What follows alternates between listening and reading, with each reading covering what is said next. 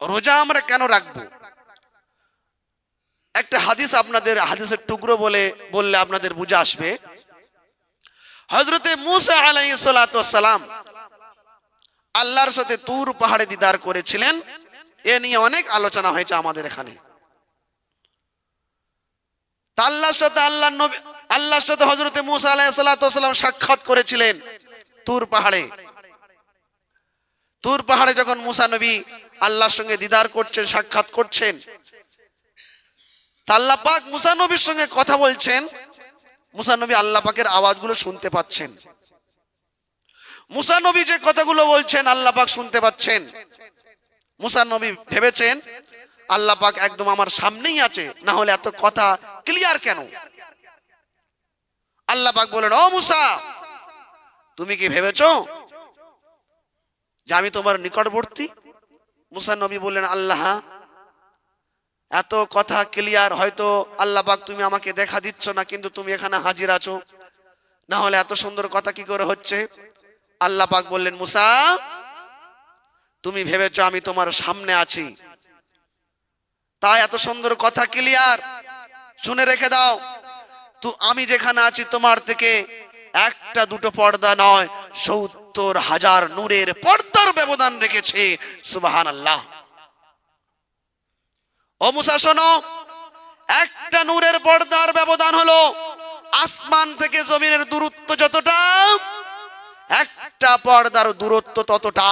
তাহলে এরকম একটা দুটি পর্দা নয়, ১০০০ ২০০০ পর্দা নয়, ৭০,০০০ পর্দার ব্যবধান রেখেছে। তার উপর থেকে তুমি আমার সাথে কথা বলছো, আমিও কথা বলছি, তুমিও শুনতে পাচ্ছো, আমিও শুনতে পাচ্ছি। আল্লাহ পাক বললেন, মূসা, তুমি কি জানতে চাও?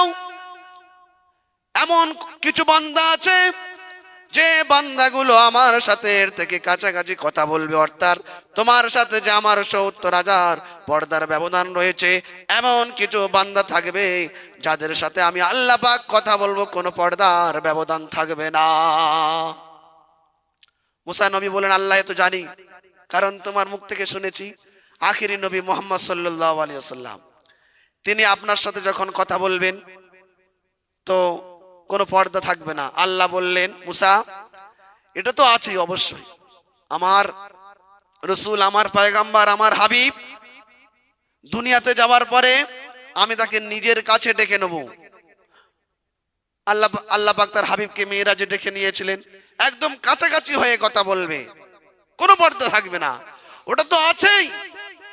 তবে আরো কিছু বান্দারা রয়েছে। তো মূসা নবী আলাইহিস সালাতু ওয়াস সালামের অন্তরের ভিতরে কৌতূহল সৃষ্টি হলো, বাপ রে বাপ, ওরা আবার কারা? নবী মুহাম্মদ সাল্লাল্লাহু আলাইহি সাল্লাম ঠিক আছে, আখেরি নবী, সবথেকে দামি নবী, কিন্তু ওরা আবার কারা যারা আল্লাহর সঙ্গে কথা বলবে, কোনো পর্দা থাকবে না, আর আমি আল্লাহর সঙ্গে কথা বলছি, ৭০,০০০ নূরের পর্দার ব্যবধান। আল্লাহ পাক বললেন, শোনো ও মূসা, শোনো, আমার আখেরি নবীর যারা উম্মত হবে, আমি তাদের উপর একটি মাস দেবো যার নাম হবে রমজান মাস। সেই রমজান মাসে তারা যখন রোজা রাখবে, দিনে আমার হুকুম মেনে ক্ষুধার্ত হয়ে থাকবে, ক্ষুধার জন্য তড়পাবে, কিন্তু আমার ভয়ে তারা কিছু খাবে না, তারা পিপাসিত হবে, পিপাসার জন্য তাদের কলিজা ফেটে যাবে, কিন্তু আমার কথা স্মরণ করে, আমার হুকুম মনে করে তাদের সামনে পানি থাকবে, হাতছানি দেবে, তারা পানি পান করবে না।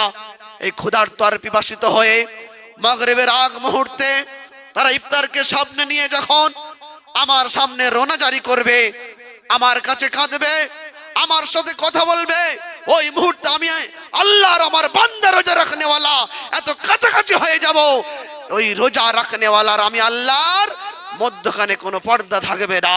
জোরে বলি সুবহানাল্লাহ। রোজাদার যখন রোজা রাখবে, সারাদিন রোজা রেখে ইফতারের সামনে বসে দোয়া করবে, আল্লাহ বলছেন ওই সময় ওই রোজা রাখনেওয়ালা বান্দাটা আর আমি আল্লাহ একদম কাছাকাছি হয়ে যাব, মধ্যখানে কোনো পর্দা থাকবে না। মূসা নবী আল্লাহর মধ্যখানে কটা পর্দা ছিল? ৭০,০০০। আর রোজা রাখনেওয়ালা ইফতারের আগ মুহূর্তে যখন দোয়া করবে, আল্লাহ তার সাথে এত কাছাকাছি হয়ে যাবে, যে আল্লাহ এবং তার বান্দা খালিক এবং মালিকের মধ্যখানে কোনো পর্দা থাকবে না। সুবহানাল্লাহ। তাহলে এর দ্বারা বোঝা গেল কি, রোজার মাসে কি আসরের পরে মাঞ্জা দিতে দিতে ওই যে কোনো প্রকার ইফতার করবেন? আগে ভাগে বলে দিচ্ছি যাতে আমাদের ইফতারটা ভালো হয়। তাহলে ইফতারকে সামনে রেখে দোয়া করবেন। ইফতারকে সামনে রেখে যত কাজ ইফতারের আগে, ছেলেদেরও কাজ মেয়েদেরও তো কাজ আছেই আছে, যত হুড়ি কামড়া কামড়ি ইফতারের আগেই। অথচ আসরের পরে এই জোহরের পরে মোবাইল ঘাঁটছিল। আবার যুবক ছেলেরা বলে রমজান মাস পার হচ্ছে না তো মোবাইলে রমজান মাস পার করছে। তা কি মনে করেছেন ওরা রোজা রাখবে আর আল্লাহ ওদের কাছাকাছি হবে? তো আস্তাগফিরুল্লাহ।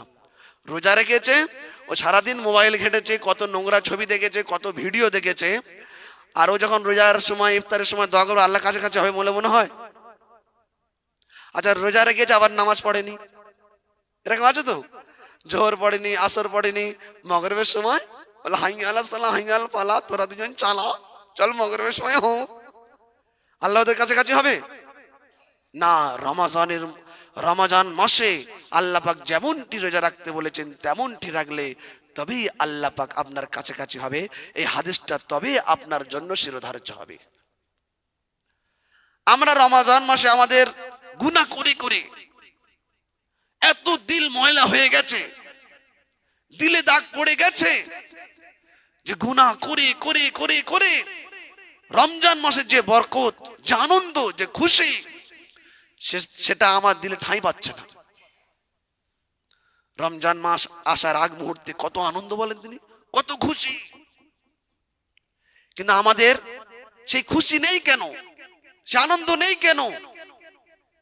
সাহাবীরা কত আনন্দের মধ্যে থাকতেন যে রমজানের প্রতিটা দিন হবে ঈদের দিন। সুবহানাল্লাহ। 30টা রোজার পরে ঈদ হয়, কিন্তু পুরো রমজান মাস তো ঈদ। সুবহানাল্লাহ। প্রতিটা রমজানের রাত হলো ঈদের রাত। সুবহানাল্লাহ। খুশি মুমিনের জন্য, কিন্তু আমাদের খুশি নাই। আমরা সময় পুরো রমজান মাসটা পার করে দিচ্ছি। আল্লাহ পাক রমজান মাসে আমলগুলো শিখুন যে রমজান মাসে কিভাবে আমি আমল করব। এখনো 1টি সপ্তাহ বা 4টে 5টা দিন আমার হাতে আছে।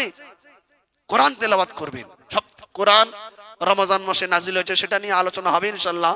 আমা তাওফিক ইল্লা বিল্লাহ।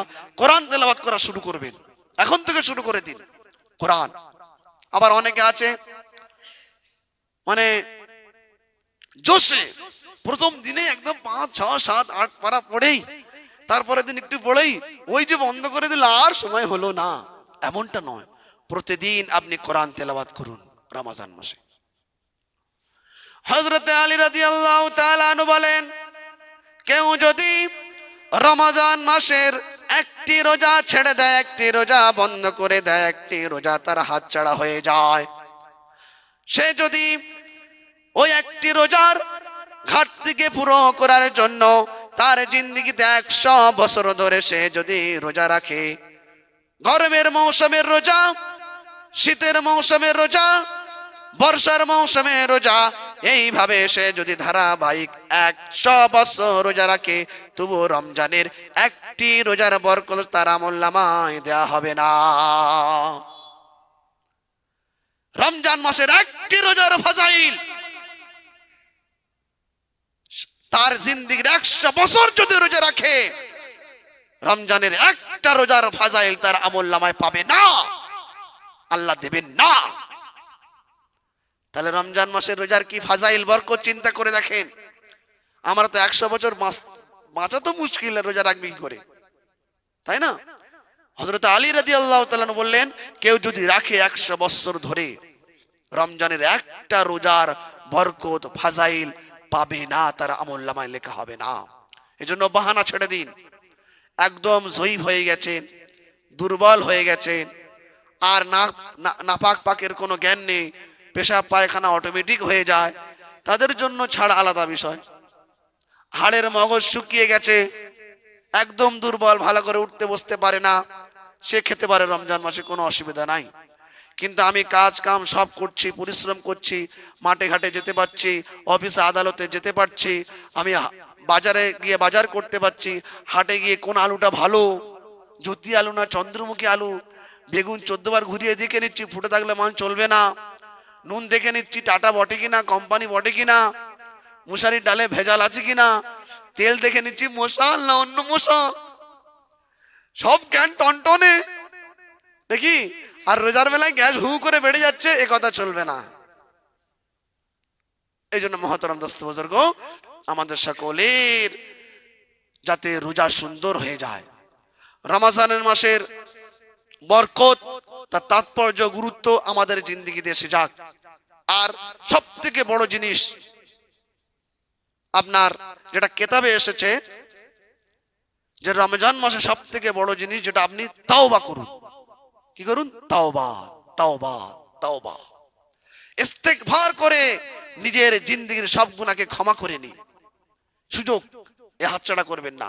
রমজান মাসে বিশ্বনবী সাল্লাল্লাহু আলাইহি ওয়াসাল্লাম বললেন, কেউ যদি রমজান মাসে নিজের গুনাহগুলোকে ক্ষমা করে নিতে পারলো না, তার মতন হতভাগা আর কেউ হতে পারলো না। অর্থাৎ রমজান মাসের নিজের গুনাহগুলোকে ক্ষমা করে নিন, আল্লাহ তাআলার কাছে জ্বালিয়ে পুড়ে ছারকার করে দিন গুনাহগুলোকে করবেন ইনশাআল্লাহ তাআলা।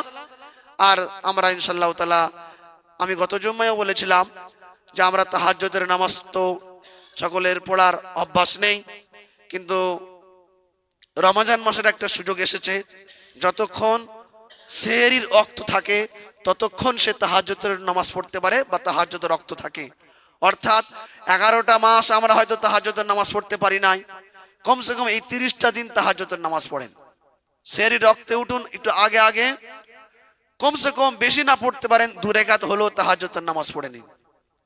জিন্দেগিতে এই তাহাজ্জুদের নামাজ অল্প কিছু হলো নিজের মানে নেকির আমল ভান্ডারে লিখে রেখে দিন যে আমি কিছুদিন হলো আমি তাহাজ্জুদের নামাজ পড়েছি।